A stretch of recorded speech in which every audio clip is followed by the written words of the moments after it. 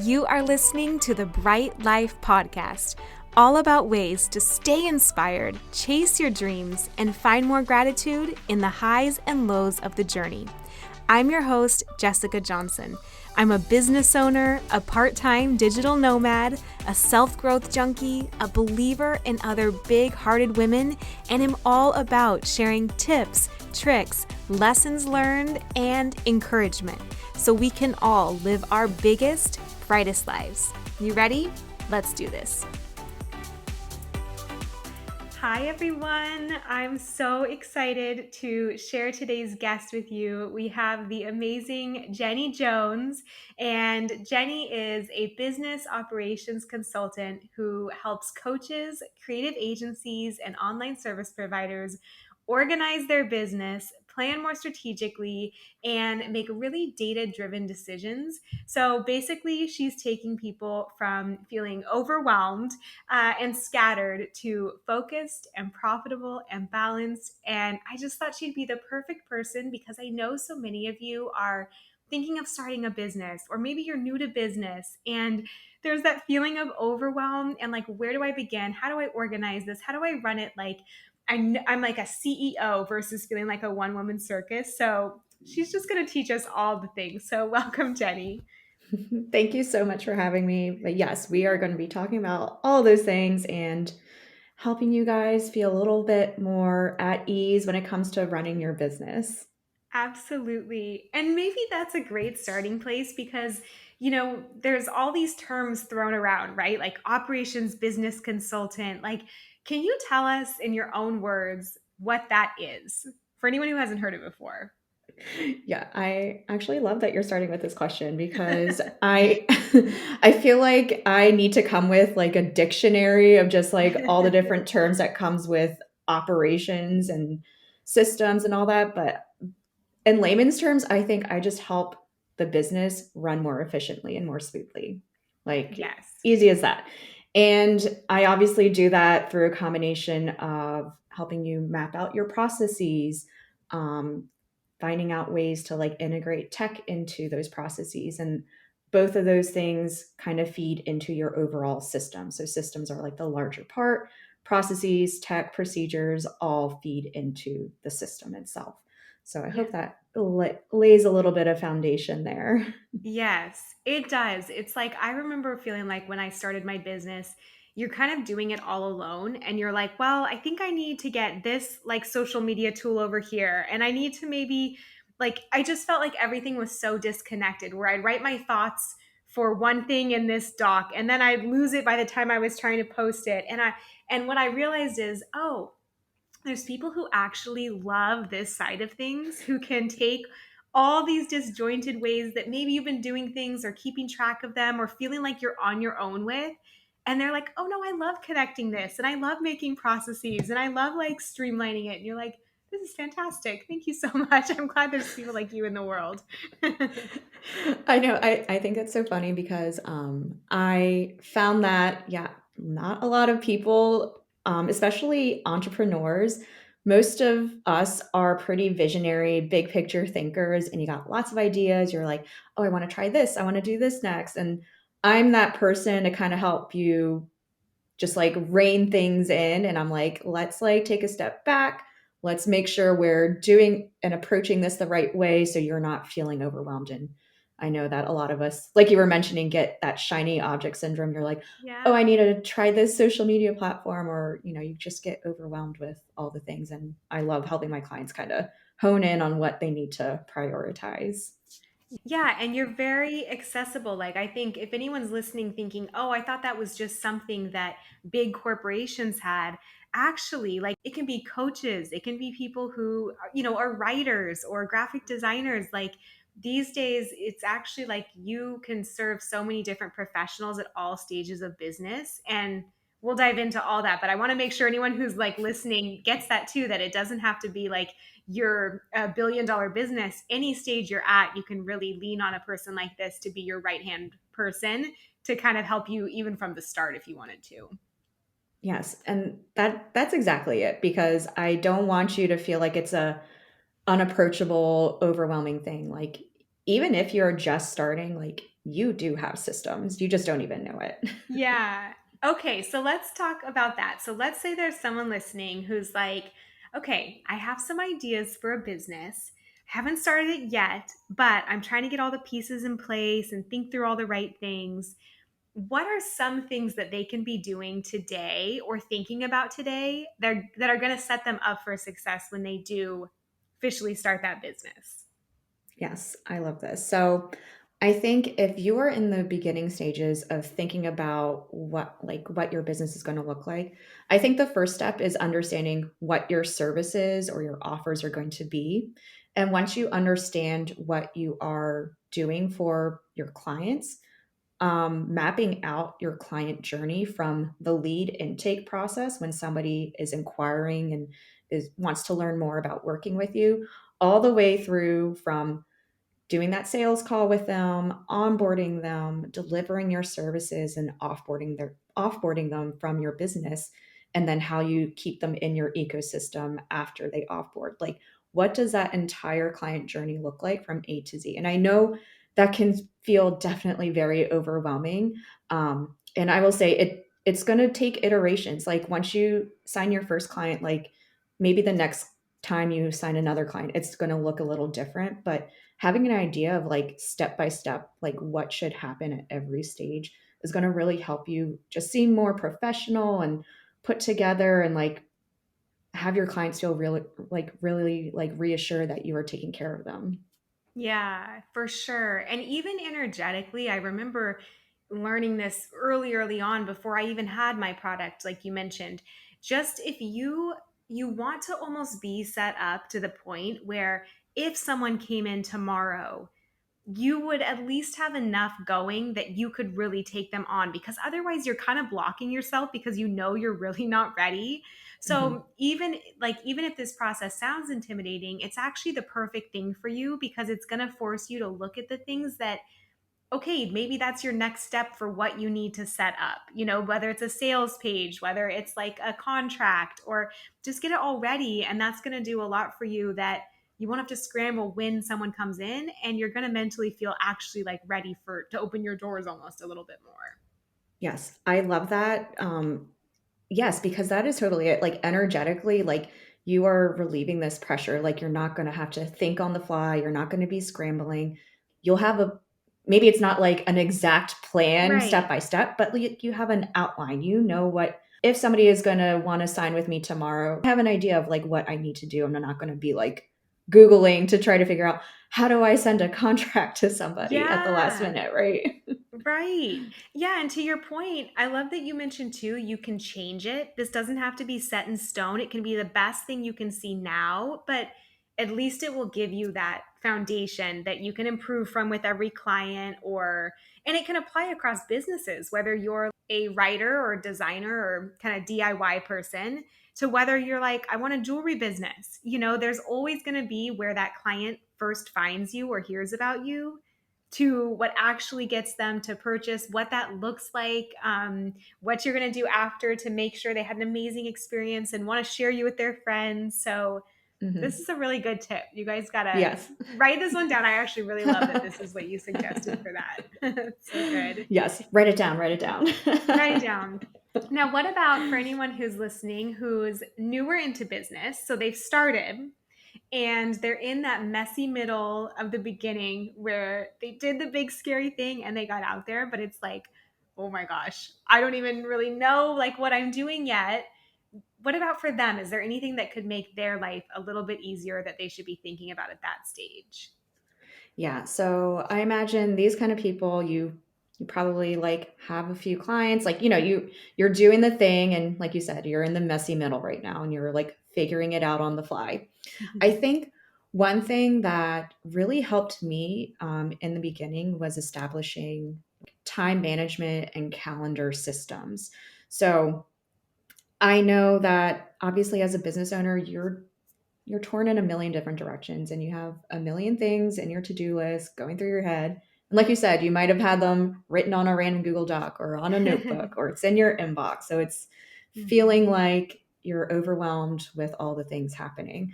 And managing your time and being able to prioritize what you're doing one day versus what you're doing the next day or next week or next month is going to really help you set some structure and boundaries in your business and also just for your personal life in general, I think. Yes. Yes. So time management, is that time blocking or does it vary by person? Like what's your favorite go-to strategy even for something like time blocking? What do you do? Because you're Yeah. probably a Jedi when it comes to this, you know? I'm so curious. I do personally love time blocking. I know it's not for everybody to make, to be so rigid in how your calendar looks, but I think I don't like to be super, super rigid, like, from 9 a.m. to 9:30, I am working on this specific project. Mhm. Like, I don't do it like that. What I like to do is kind of have a general outline of like what I'm doing throughout the day. So from like 9 to 9:30, it's like, okay, I'm looking at my inbox only. I'm sorting through emails, answering them, categorizing them, whatever. And then maybe from like 10 to like 12 is a deep block of like client work, like deep client Mhm. work, right? So you don't have to say, I'm only working on this project or only on this client. It can, you can make it how you want it. But, having just like specific time frames for doing certain buckets of activities is how I like to time block. I don't know if Love that that. makes sense. Yeah. It does. Yeah, it gives you a little wiggle room where I love that you said that. It doesn't have to be like every 15-minute increment, this is the exact client and project. But if you know that every morning from 10 to 12 is like your client time, it really saves you time having to just keep that tab open in your brain all day because you're like, this is what I'm working on. This is when I'll do that. This is when I'll handle emails. It like organizes your life a little. Exactly. And Mhm. then another really hot tip that like even my clients love is integrating your calendar schedule, like your scheduling, like when you're taking calls or when, you're taking sales calls or a podcast interview or client facing calls, having only specific time frames when people can book in for those specific activities saves you so much energy and time. Mhm. Like, I'm not even kidding. So like for me personally, Thursdays are my people facing days. Like, this is when I Mhm. do my podcast interviews, when I talk to my clients, and I'll even have sales calls. So it's like a lot of my calls are Yeah. very heavy on Thursdays. And it's just how I like to function. But I just like to know, like, on Thursdays, I'm like, oh, it's my people facing day, right? Yeah. Yeah. I love that. I do the same thing. It's like it's such a when I can. Sometimes it gets a little bit I jumbled mean, together, but I love to have a stack of just calls because it keeps you in the zone for that mhm. day, and then the rest of the week, even you get to be a little bit more heads down, do the work stuff, and then you're not just constantly switching. It makes it so much better. Yes, exactly. It's kind of going back to like, focusing your energy on certain types of activities on certain days or certain times. So I think it really helps to just have an idea of the theme for certain days and like maybe mornings are client work, afternoons are calls, or Thursdays are client calls, and Mondays and Fridays you're working on your business, whatever it is, just Yeah. having some kind of system around how you're prioritizing managing your work and your calls, I think is like a really big time saver. Mm-hmm. Okay. And for anyone listening who is like maybe considers themselves less organized or like it's not their strong suit to be a planner, do you have any thoughts? Maybe it's reframes or just ideas around how even someone who's like, I'm the least organized person listening can still find their way to love systems and data and organization. Like, what do they need to hear? I mean, I just think you need to hear that like you can do it, and it doesn't have to be an overwhelming complicated thing, because I know hearing that term system or the word process, you're like, "Oh my gosh, I don't know what that means," and that feels like too much for my brain to even handle. Mhm. But just make it approachable and tailored to how your brain operates and how you think. I think just make sure you're approaching systems that work for you and yourself, I think Yeah. is really key. Yes. And so, and like to you, even hiring someone like you, like let them be the expert in it as well. If you really can't get behind it, just be like, I'm going to outsource this part to someone who loves Yes. it, you know? Exactly. I mean, Yeah. and the thing that I'm going to be doing is figuring out you and how you like to work, and I'm going to be creating solutions that works for your brain and for your business and integrates with your life. So Yeah. it's yeah, if it feels like it's too much, you can obviously work with somebody to kind of help you with honing in on that. Yeah. Now, how did you become so passionate about this? Like, can you share a little bit about your journey from, I know you were in corporate and that's where you bring a lot of your expertise, but what was it like kind of figuring out that this is your thing and then and making that leap to building a business around it? Yeah, so I did start in corporate, and I kind of hopped from like finance to supply chain management and operations within corporate.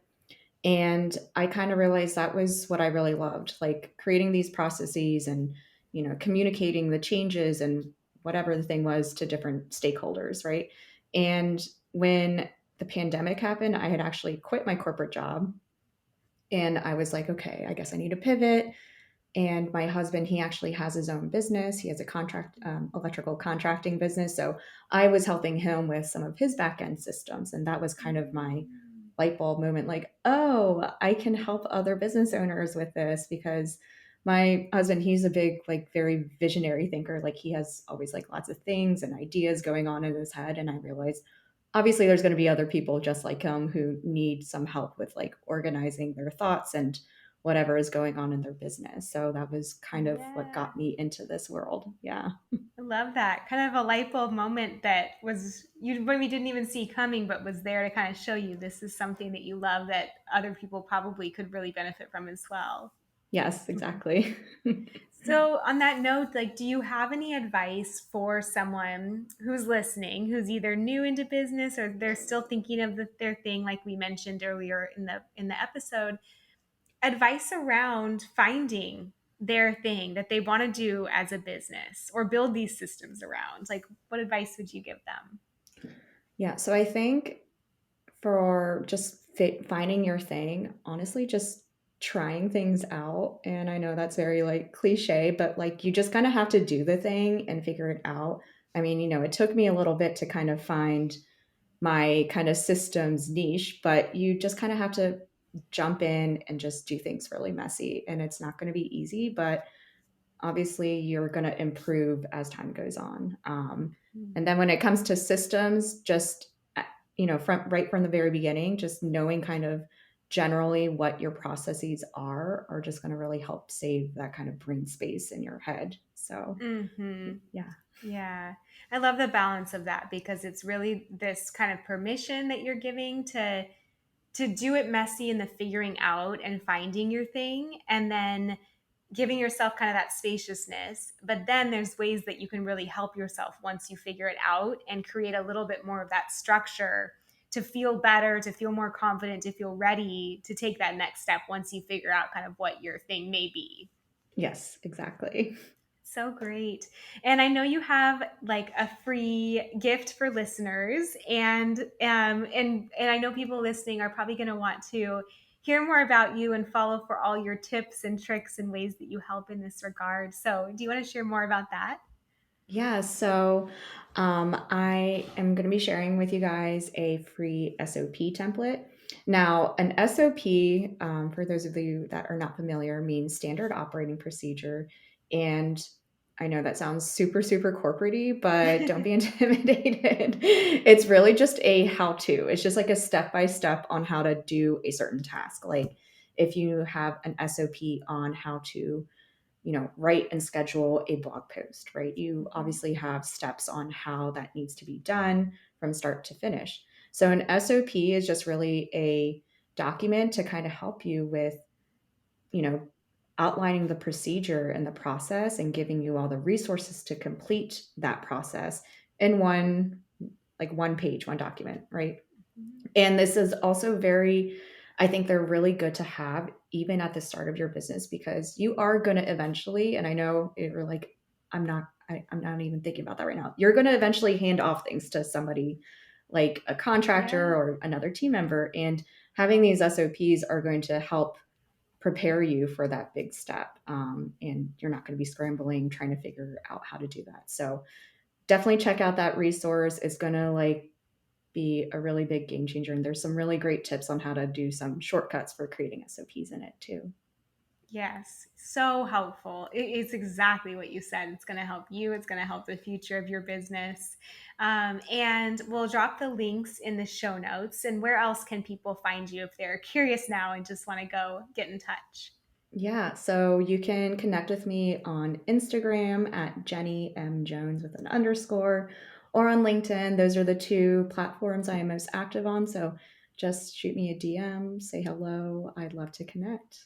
Love it. Thank you so much for sharing all of these. I feel like they're all just the best tips and tricks for wherever people are at in business. It's doable. It's like tangible things you could start implementing today. If you've got that idea, go write out your customer journey, what that will look like.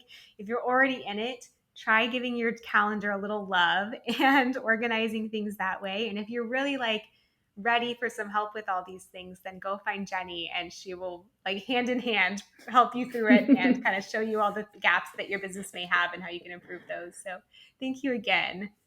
Yes, thank you so much, Jessica. Thank you so much for listening in. If you love this episode, I have two things you are going to love. One is a free copywriter training full of 5 steps to build a profitable copywriting business as your own boss, no matter how much experience you're starting with. Copywriting is what took me from a 9-to-5 to freedom as my own boss, to travel, choose my schedule, replace my corporate income, and have time to work on creative projects like this podcast. And I'd love to give other women the same opportunity. Another, of course, is my book, Your Bright Life. You can find it on Amazon or Audible, where I narrate the audiobook, so it's kind of like a podcast in book form. All of these things are in the podcast show notes. Thank you again for listening. I appreciate you and your review so much, and I'll see you back here next Thursday.